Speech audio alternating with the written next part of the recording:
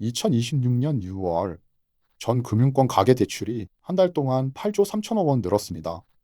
주택담보대출은 4조 5천억 원, 신용대출 등을 포함한 기타 대출은 3조 7천억 원 증가했습니다. 그런데 이 거대한 숫자보다 우리 집에 더 중요한 질문이 있습니다. 은행이 3억 원까지 빌려준다고 하면 3억 원을 빌려도 안전하다는 뜻일까요? 대출 상담을 받으면 DSR 40%라는 말을 자주 듣습니다. 월급의 40%까지 빚을 갚아도 괜찮다는 뜻처럼 들릴 수 있습니다. 하지만 그렇지 않습니다. 오늘은 DSR이 무엇을 계산하고 무엇은 계산하지 않는지 알아보겠습니다. DSR은 총부채 원리금 상환 비율입니다. 계산식은 생각보다 단순합니다. 모든 가계대출의 연간 원금과 이자 상환액을 연간 소득으로 나눕니다. 그리고 100을 곱합니다. 예를 들어 금융회사가 인정한 연소득이 6천만 원이고 1천만 원이고 1년 동안 갚아야 할 모든 대출의 원금과 이자가 2,400만 원이라면 DSR은 40%입니다. 여기서 중요한 단어는 3개입니다. 모든 대출, 원금과 이자고 연소득입니다. 주택담보대출 한 것만 보는 것이 아닙니다. 이미 받은 신용대출이나 다른 금융부채의 상환부담도 새 대출의 자리를 먼저 차지합니다. 연소득 6천만 원의 40%는 연 2,400만 원입니다. 월 평균으로 바꾸면 200만 원입니다. 여기까지만 보면 매달 200만 원을 대출에 써도 된다고 생각하기 쉽습니다. 하지만 DSR의 분모는 보통 금융회사가 인정한 연소득입니다. 통장에 실제로 들어오는 월 실수령액과는 다를 수 있습니다. 계산식에는 세금과 건강보험료, 식비, 주거비, 교육비, 보험료, 저축과 비상자금이 들어가지 않습니다.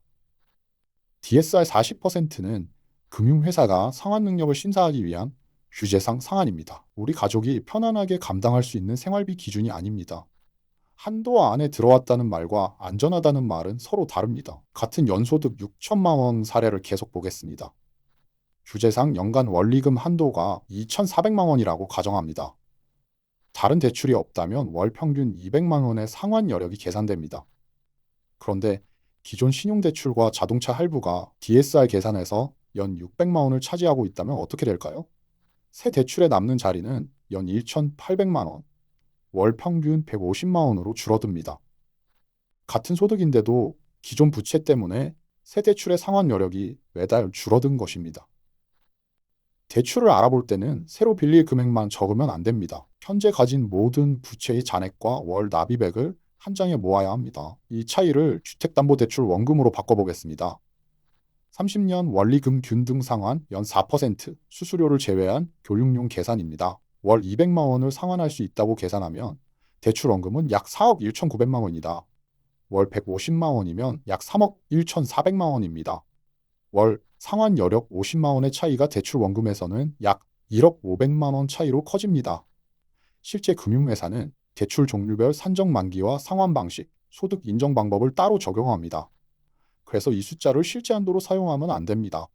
여기서 기억할 원리는 하나입니다. 기존 부채가 차지하는 연간 상환액이 클수록 새 대출이 들어갈 자리는 빠르게 줄어듭니다. 여기에 스트레스 DSR이 한 번 더 등장합니다. 변동금리처럼 앞으로 금리가 달라질 수 있는 대출은 현재 금리만 보고 한도를 계산하면 미래 위험을 놓칠 수 있습니다. 그래서 심사할 때 실제 적용금리에 일정한 스트레스 금리를 더한 가상의 금리로 원리금을 계산합니다. 이 가상금리를 실제 이자로 더 내는 것은 아닙니다. 대출 한도를 더 보수적으로 계산하기 위한 장치입니다. 앞에 월 150만 원 사례에서 30년 심사금리를 연 4%로 놓으면 원금은 3억 1,400만 원입니다. 심사금리를 교육용으로 연 5.5%라고 가정하면 약 2억 6,400만 원으로 줄어듭니다. 약 5천만 원 차이입니다.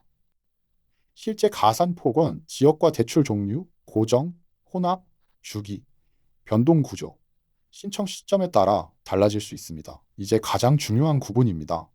첫 번째 숫자는 은행 한도입니다. 인정소득과 기존 부채, DSR과 스트레스 금리 등 금융회사의 규칙으로 계산합니다. 두 번째 숫자는 우리 집 한도입니다. 월 실수령액에서 식비와 주거비, 교육비, 보험료 같은 필수 지출을 뺍니다. 정기저축과 비상자금 적립액도 남겨둡니다.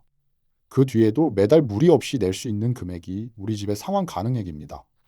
은행 한도가 3억 원이어도 우리 집 계산이 2억 3천만 원이라면 더 작은 숫자가 안전한 출발점입니다. 반대로 규제 한도보다 더 빌릴 수 있는 방법을 찾는 일은 상환 능력을 늘려주지 않습니다. 오늘 가족과 종이 한 장에 5줄만 적어보세요. 첫째, 금융회사가 인정하는 연소득과 현재 DSR입니다.